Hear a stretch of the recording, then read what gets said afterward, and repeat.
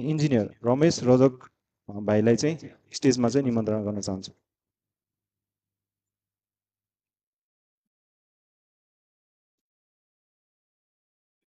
Thank you, sir.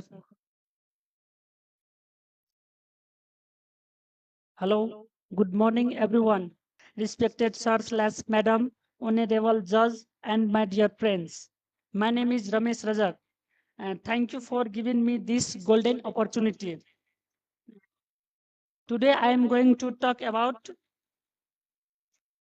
professional orientation and career empowerment. हामीले apply गर्न मिल्ने फिल्डहरू के छन् र अबका हाम्रा निर्देशन कसरी गर्ने भन्ने विषयमा आज थप प्रष्ट हुने मौका मिलेको छ। यसका निम्ति समेत म आभार व्यक्त गर्न चाहन्छु। त्यसैगरी नेपाल इन्जिनियरिङ एसोसिएसन र नेपाल इन्जिनियरिङ काउन्सिलका बोर्ड मेम्बरहरू सरहरूलाई हामीले चिन्ने मौका पायौँ। भोलिका दिनहरूमा हामीले गर्ने कामहरूमा सरहरूसँग मार्गनिर्देशन लिने सन्दर्भमा समेत हामी सधैँ उहाँहरूलाई धेरै धेरै धन्यवाद व्यक्त गर्न चाहन्छौँ।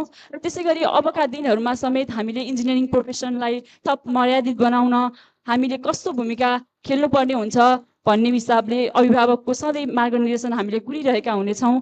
भोलिका दिनमा हामीले कस्तो अबको इन्जिनियरिङ सेक्टरलाई कसरी लिड गर्ने भन्ने हिसाबले पनि हामीले थप बुझ्ने मौका पायौँ। आगामी दिनहरूमा पनि यस्तै खालका कार्यक्रमहरू हामीलाई थप इन्जिनियरिङ पेसामा आबद्ध भइरहेका हामी जस्ता विद्यार्थीहरूका लागि थप कार्यक्रमहरू गर्नुहुनेछ र अब व्यवहारमा कसरी उतारेर 100% ल्याउन सकिन्छ भन्ने अब थाहा भयो। यो 100% भनेको हाम्रो प्रोफेसनल वर्कमा ल्याउनु पर्छ।